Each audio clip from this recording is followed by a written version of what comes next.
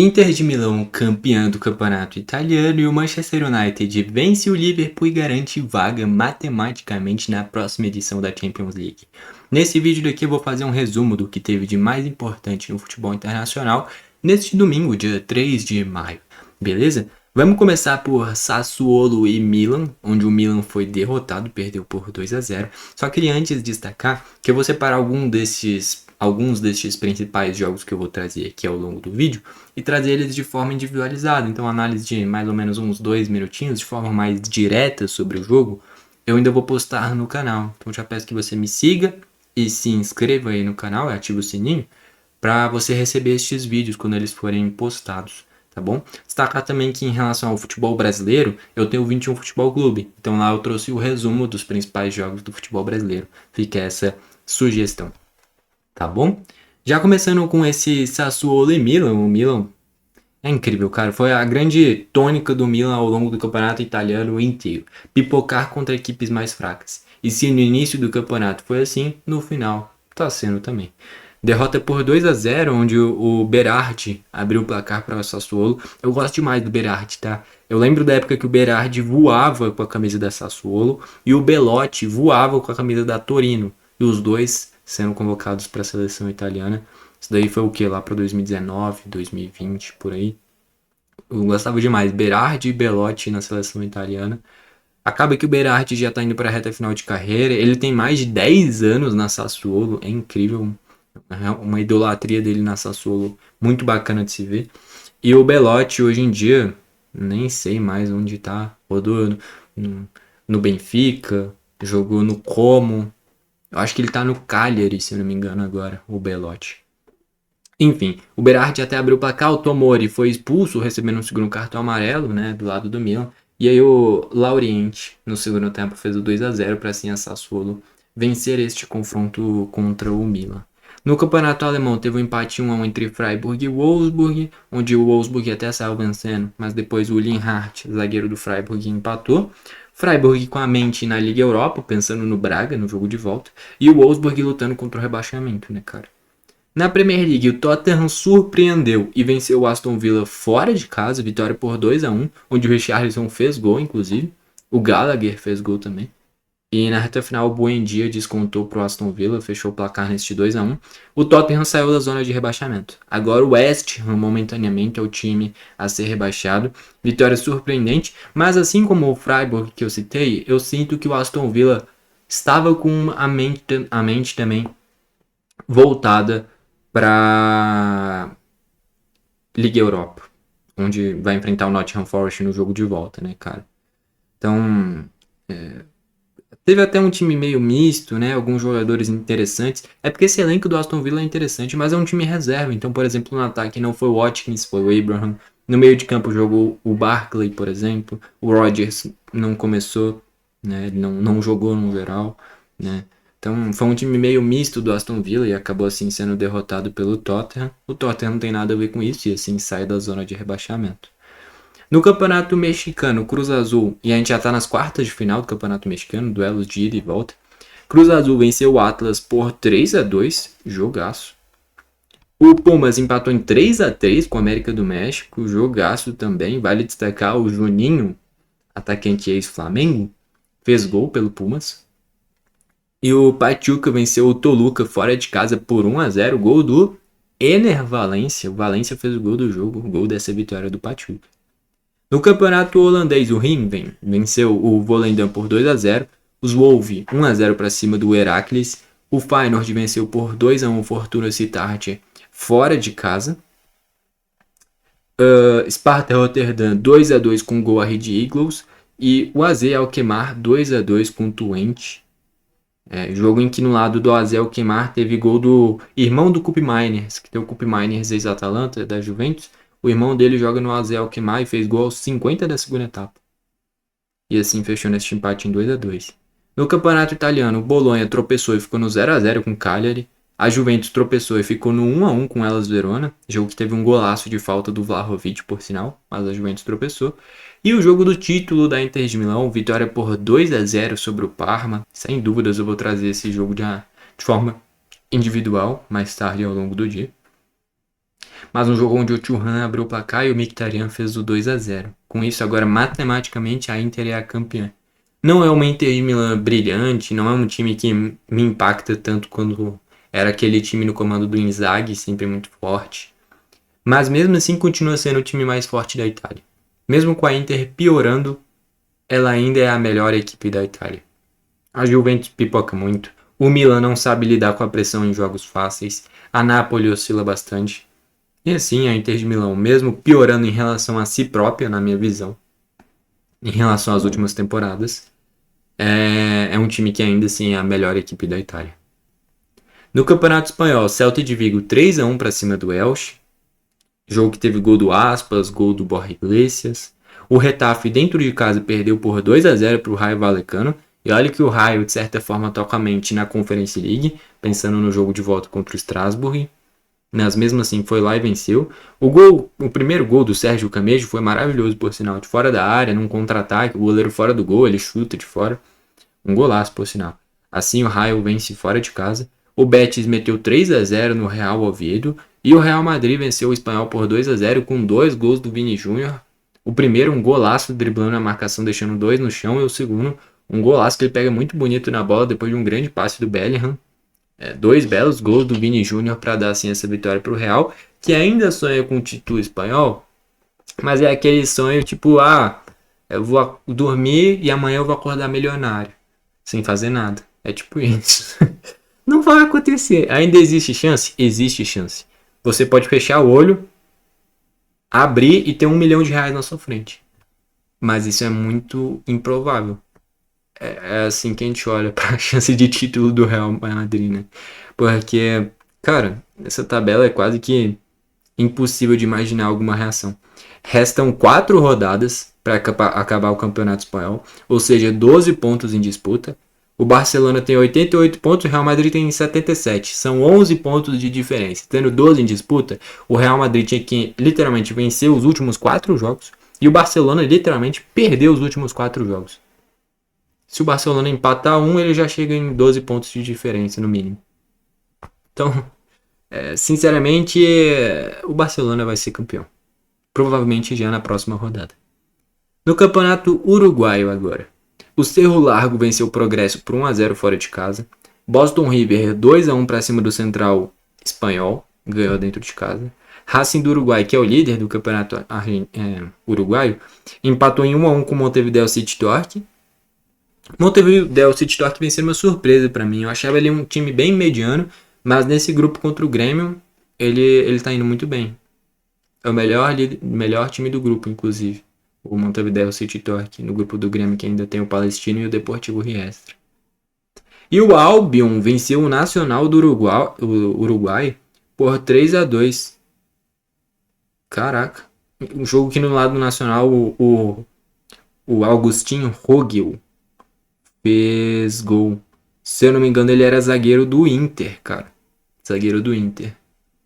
E fez gol. O Nacional que tá na 9ª colocação. Campanha horrorosa, cara. 9ª colocação com 19 pontos. O líder é o Racing do Uruguai, que eu tinha citado, com 31 pontos. E o Peñarol é o 4º com 23. 8 pontos de diferença pro líder Racing do Uruguai.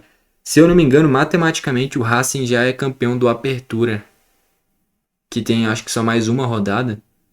Então, de fato, temos surpresas no Campeonato Uruguaio, né? Aí a gente vai para a Premier League. O Bournemouth meteu 3-0 no Crystal Palace, jogo onde o Ryan fez o terceiro gol, inclusive. O Crystal Palace pensando em Conference League também. Vai jogar contra o Shakhtar Donetsk, que já venceu aí por 3-1, deve passar com tranquilidade. O United venceu o Liverpool por 3-2. Jogo onde o United abriu 2-0, entregou 2 gols. Primeiro o Amad Diallo errou um passe e o Szoboszlai descontou, e depois o Sam Lammens, goleiro do United, entregou na saída de jogo e o Liverpool empatou. Mas aí o Kobe Mainoo conseguiu fazer o gol da vitória do United, e assim o United vence. Chega à 3ª colocação com 64 pontos, matematicamente já garantido na próxima edição da Champions League. O Aston Villa, que por um bom tempo foi o 3º colocado, agora foi superado pelo Liverpool, cara. Já tinha sido superado pelo United e agora pelo Liverpool. Eu já cheguei a comentar recentemente, né, mas eu vou falar aqui de novo. Por mim, o United tem que manter o Carrick. Não é um treinador de grande nome, até porque ele é auxiliar. Mas deu certo, cara. O United é o melhor momento do United nas últimas temporadas. Dane-se que é auxiliar. Tem que ficar quem dá resultado, independente de quem seja, de como seja. Se dá resultado, continua. Eu penso assim, então. O Carrick pra mim tem que continuar no comando do United. Se daqui a pouco, na próxima temporada, começar muito mal, aí você vai atrás de outro técnico. Isso vai atrapalhar o planejamento? Vai. Mas é injusto tirar o Carrick do comando, porque o time tá rendendo, né? Então eu manteria ele. A gente vai para o campeonato francês, onde o Lille empatou em casa com o Le Havre. O Auxerre venceu o Angers por 3-1. O Strasbourg perdeu de novo, perdeu por 2-1 para o Toulouse. E o Strasbourg de umas semanas para cá desandou, cara. Não sei se mexeu com o mental desse time, o fato de ter chegado tão longe na Conference League, mas na Copa da França foi eliminado pelo Nice, onde o Strasbourg faz uma temporada muito melhor. O Nice tem chance ainda de ser rebaixado, por exemplo. E no Campeonato Francês desandou também nos últimos jogos. A fase do Strasbourg de uns tempos pra cá não é tão boa, não. O Paris FC meteu 4-0 no Brest. Teve gol do Matondo, atacante ex-Schalke, gol do Goebbels, atacante ex-Mônaco. E deixa eu ver, exatamente, vindo do banco teve o Immobile. O Immobile tá nesse time do Paris FC, mas ele é reserva. Não fez gol. Muito time brasileiro poderia ficar de olho, tá? Porque o Immobile não tem jogado tão bem no futebol europeu recentemente, passou pelo Bolonha muito discreto, no Paris FC é reserva. Então, muito time brasileiro poderia ficar de olho no Immobile, né, cara? É muito bom jogador, ídolo da Lazio. E fechando no francês, o Lyon, em um jogaço, venceu o Rennes por 4-2. Acho que eu vou trazer esse jogo também. Teve um gol quase... Não acho que seja exagero dizer que foi um gol quase Puskás do Tamari. Foi um gol maravilhoso, gol do 1-0. E aí depois o Lyon constrói a virada. O Endrick fez o último gol do jogo. De perna direita, inclusive. E assim o Lyon vence por 4-2. No campeonato alemão, mais venceu o São Paulo por 2-1. São Paulo cada vez mais se afundando para ser rebaixado, né? Heidenheim, São Paulo e Wolfsburg, só um deles vai para o playoffs de rebaixamento. Os outros dois vai ser rebaixado de forma direta. E nesta rodada, o Heidenheim perdeu para o Bayern, o Wolfsburg empatou com o Freiburg e o São Paulo perdeu para o Mainz. A disputa é para ver quem é o menos pior entre os três, cara. E o Borussia Dortmund perdeu perdeu fora de casa. Neste clássico de Borussia, perdeu para o Borussia Mönchengladbach por 1-0. Não existe clássico de Borussia, né? Mas é uma piadinha, cara, uma piadinha. Enfim. E assim o Mönchengladbach vence o Borussia Dortmund, que de rodadas pra cá também largou, né? Convenhamos. Campeonato Português, o Casa Pia perdeu em casa pro Tondela, cara, era confronto direto. Casa Pia tá na 16ª colocação com 26 pontos, o Tondela na 17ª com 25. O Casa Pia tinha que vencer. E perdeu. E teve 2 expulsos ainda dentro do jogo. Caso vencesse, saía da 16ª colocação, iria para a 15ª. E assim, o 16º vai para playoffs de rebaixamento. O 15º permanece na elite. É que nem o campeonato alemão. Os 2 últimos rebaixados e o 16º os playoffs de rebaixamento. Então, se o Casa Pia vencesse, saía inclusive do playoffs de rebaixamento e iria para uma colocação onde permaneceria na primeira divisão. Mas com a derrota, corre risco, inclusive, de ser rebaixado de forma direta pro próprio Tondela, que venceu o jogo. Caraca, meu amigo, essa derrota, eu cheguei a ficar arrepiado, porque é uma derrota dolorida, cara. Dolorida. Eu nem torço pro Casa Pia, mas dá pra, só pelo contexto, você sentir a dor do resultado. O Braga tropeçou e ficou no 1-1 com o Estoril, a mesma coisa, pensando em Liga Europa, né? Um dos maiores jogos da sua história vai acontecer no meio de semana contra o Freiburg. Caso segure um empate na Alemanha, vai para a final da Liga Europa. E Rio Ave e Gil Vicente ficaram no 0-0. A gente vai para a Argentina agora, onde o Aldosivi empatou com o Rivadavia. Rivadavia que vai enfrentar o Fluminense no meio de semana. Rivadavia é líder do grupo B, com 34 pontos. Rivadavia no cenário do Campeonato Argentino, contando todas as equipes, grupo A, grupo B, é a equipe que tem mais pontos, inclusive. Não é qualquer time. Não à toa está 100% de aproveitamento no seu grupo na Libertadores e é o líder do Campeonato Argentino. É o melhor momento da história do Independiente Rivadavia. Rosário Central tropeçou e ficou no 1-1 com o Tigre, jogando em casa.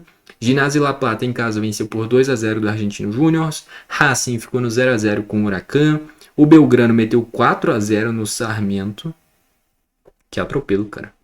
E o River Plate em casa perdeu pro Atlético Tucumã. Em casa. Essa daqui eu acho que é só a segunda derrota do Cudê no comando do River. Perdeu justamente só pro Boca Juniors. E agora pro Tucumã. As duas derrotas no Monumental de Núñez, inclusive. Se eu não me engano, ele perdeu só esses 2 jogos. Só que 2 jogos doloridos, né? No Campeonato Turco, Antalyaspor 0-0 com Alanya-Spor, aliás. Kayserispor 1-1 com Eyüpspor. Kasimpasa 1-1 com Rokalyspor. E o Karagümrük venceu o Gençlerbirliği. Olha o nome do time, cara. Tá de sacanagem. Venceu por 1-0. No Campeonato Equatoriano, Macará, que faz uma bela campanha na Sul-Americana, perdeu por 2-1 para Orense. Delfim 1-0 no Mochuca-Rona. E o Leones FC, que é um time que está surgindo por agora na elite equatoriana, venceu o Emelec por 2-0. Deixa eu ver a posição do Leones. 13º colocado. Tem 16 times no Equador, né? Mas enfim, Leones. Nunca tinha ouvido falar. Um time que tá aparecendo por agora no futebol equatoriano. Deixa eu ver se tem mais alguma competição de destaque aqui. Eu não sei se eu já falei aqui no vídeo, eu acho que ainda não. Tem o 21 Futebol Clube, que eu comento sobre os jogos do futebol brasileiro. Eu acho que eu falei no início do vídeo, né? Então, caso você queira ver as análises de Brasileirão, Série B, Série C, Série D, tem lá, tá? 21 Futebol Clube. Agora a gente vai para MLS, onde o DC United venceu o New York City por 2-0, fora de casa. E o Austin FC venceu o São Luís FC por 2-0. Beleza? Aí com o campeonato colombiano agora, estamos quase fechando, falta só o colombiano e o chileno. No colombiano, Alianza ficou no 2-2 com o Milionários. Independiente Medellín, que é do grupo do Flamengo, né, na Libertadores, perdeu em casa por 2-1 para o Águilas Douradas. Eu tava vendo, deu uma polêmica danada esse jogo, porque com esse resultado o Medellín não passou de fase pro mata-mata do Campeonato Colombiano. Acho que essa foi a última rodada da fase regular do Campeonato Colombiano, né? Só os 8 primeiros passam para esses playoffs de mata-mata agora, né? Na apertura. E o Medellín, caso vencesse, pegaria a 8ª ou a 9ª colocação. Que o Internacional de Bogotá passou de fase na 8ª colocação com 28. E o Santa Fé ficou na 7ª com 29. O Medellín ficou com 26. Caso vencesse, passaria de fase. E não fez isso. O Tolima ficou no 1-1 com o Deportivo Cali. Santa Fé 3-1 no Internacional de Bogotá. Fortaleza 2-1 para cima do Atlético Bucaramanga. América de Cali 1-0 para o Deportivo Pereira. E o Júnior Barranquilla venceu o Deportivo Pasto por 4-3. Deportivo Pasto, que foi uma das grandes surpresas dessa apertura no colombiano, ficando na 3ª colocação com 34 pontos. A tabela final do colombiano nessa apertura, nessa fase inicial, foi a seguinte: Atlético Nacional em primeiro com 40, aí Júnior Barranquilla em segundo, Deportivo Pasto em terceiro, América de Cali em quarto, Once Caldas em quinto, Tolima em sexto, Santa Fé em sétimo e o Internacional de Bogotá em oitavo. Né? Duas surpresas aqui é o Deportivo Pasto e o Internacional de Bogotá, duas equipes que não são muito tradicionais, né? E aí equipes tradicionais ficaram de fora, então ó, Deportivo Cali não pegou uma dessas vagas, Milionários também não. Independente Medellín também não. O Deportivo Pereira, que recentemente disputou a Libertadores, ficou na lanterna, por exemplo. Enfim. Aqui já está definido os confrontos, ó. Vai ter Atlético Nacional e Internacional de Bogotá, Deportivo Pasto e Tolima. E aí também vai ter Santa Fé e América de Cali, Once Caldas e Júnior Barranquilla. Interessante, cara. Santa Fé e América de Cali, duas equipes gigantes. Once Caldas e Júnior Barranquilla. Once Caldas já foi campeão de Libertadores e o Júnior é uma equipe muito tradicional. Do outro lado, é um Deportivo Pasto que surpreendeu, enfrentando o Tolima. E o mais desequilibrado é Atlético Nacional e Internacional de Bogotá, porque o Atlético Nacional é muito mais forte, né? Mas o Internacional de Bogotá surpreendeu, né? Então pode ser que tenha uma zebrinha aí, né? Vamos ver. E aí, pra fechar, teve um joguinho no campeonato chileno, onde o Colo-Colo venceu o Coquimbo Unido por 3-1. Coquimbo Bonito, que eu sempre falo aqui que é o time do Lucas Prato, né? Enfim, Colo-Colo venceu. Quando a gente olha para a tabela, o Colo-Colo é o líder com 24 pontos, o Coquimbo Unido é o oitavo colocado com 16 pontos. E assim a gente fecha o campeonato chileno e fecha todos estes principais jogos do futebol internacional deste domingo, dia 3 de maio. Beleza? Já queria pedir novamente para você se inscrever e ativar o sininho para você sempre receber os vídeos novos. Eu vou buscar trazer de forma individualizada os principais jogos do dia. Então, por exemplo, United e Liverpool eu vou trazer sem dúvidas. Inter de Milão e Parma, o jogo do título do campeonato italiano da Inter, eu vou trazer sem dúvidas. Tottenham e Aston Villa eu vou trazer sem dúvidas o Tottenham saindo da zona de rebaixamento. O jogo do Lyon, onde o Hendrick jogou bem de novo. Então esses jogos todos eu vou trazer de forma individual. Então já se inscreve e ativa o sininho para você receber estes vídeos. E eu queria destacar os outros canais que eu tenho. Então, 21 Futebol Clube, caso você queira ver sobre futebol brasileiro, né? Eu trouxe o resumo passando por Série A, Série B, Série C, Série D. E ainda vou trazer os vídeos de forma individualizada lá. Tenho o Berg Reacts, que é o meu canal de reacts. Volta e meia eu posto vídeo lá também, caso você queira dar uma olhada. Tem o meu canal sobre o Grêmio, que eu torço pro Grêmio, que é o Berg Grêmio. Tem análise de Grêmio Atlético Paranaense que teve no sábado, por exemplo. Você pode conferir lá. E se você gosta de basquete, tem o 21 NBA Club também, que tá tendo os playoffs na NBA. Interessantíssimo, caso você queira conferir lá também. Beleza? Bom, foi esse o vídeo. Valeu e falou!